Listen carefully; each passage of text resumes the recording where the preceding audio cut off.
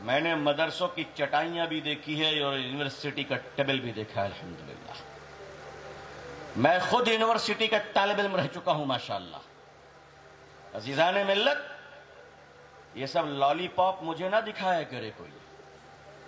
میں ان کی ذات، حقیقت، اوقات سے واقف ہوں دوستو. ہمارے مسلمان بچوں کے لیے یہی نسل تو تیار ہوگی نا. اب یہی نسل جب جوان ہوگی، کون سی نسل؟ گڈ مارننگ بولنے والی. باپ خوش ہے کہ میرا بیٹا پائلٹ ہے، ہوائی جہاز میں اڑتا ہے، کمرشل ٹریننگ لے کر کمرشل پائلٹ کا، کمرشل فلائٹ کا پائلٹ ہے، سول ایویشن ڈپارٹمنٹ میں نوکری کرتا ہے. باپ خوش ہے، بہت اچھا، ٹھیک ہے، ہونا بھی چاہیے. ہمیں بھی خوشی ہے، جیسے میں نے آپ سے کہا کہ ہمارے بچوں کو ڈاکٹر بننا چاہیے. میں خلاف نہیں، میں بالکل خلاف نہیں. میں چاہتا ہوں کہ ہمارے بچے ڈاکٹر بنے. میں چاہتا ہوں کہ ہمارے بچے اور ہماری کمیونٹی ویل اسٹیبلش ہو. Why not? کیوں نہیں؟ عزیزان ملت، ہم چاہتے ہیں کہ مسلمانوں کی بیٹیاں پڑھی لکھی ہوں، بالکل چاہتے ہیں. اور ہمارے علماء اس کے کبھی مخالف نہیں رہے. علماء کو بدنام کیا گیا، بدنام کیا گیا.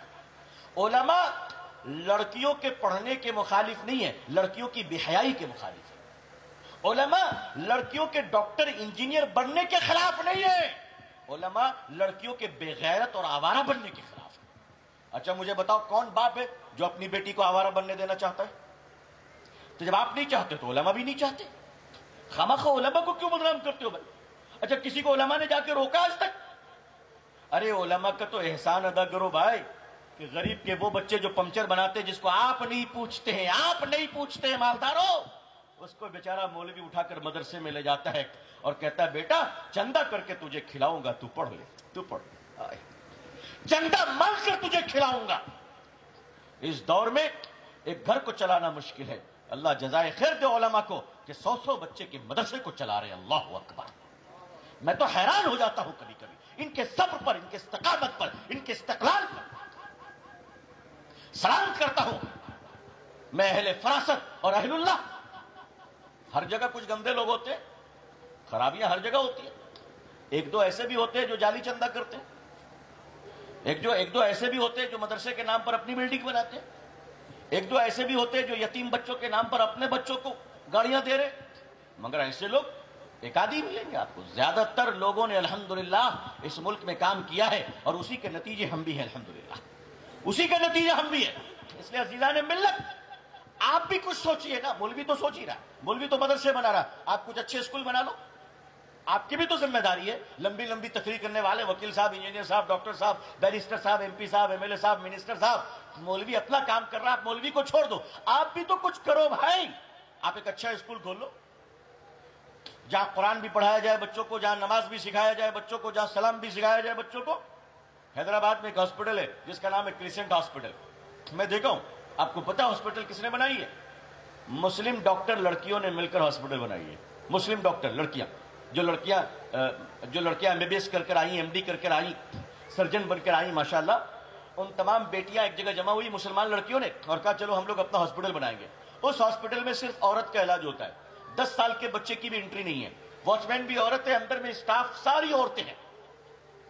اور ہماری جو بہنیں ڈاکٹر ہیں ماشاءاللہ، اس میں سے بعض ڈاکٹر حافظ قرآن ہے، الحمدللہ حافظہ ہے.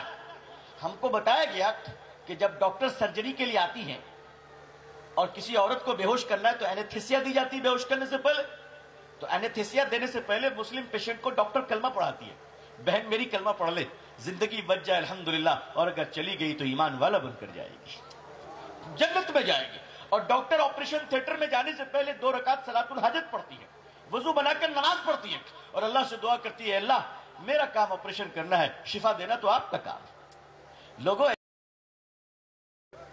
میں نے مدرسوں کی چٹائیاں بھی دیکھی ہے اور یونیورسٹی کا ٹیبل بھی دیکھا ہے الحمدللہ.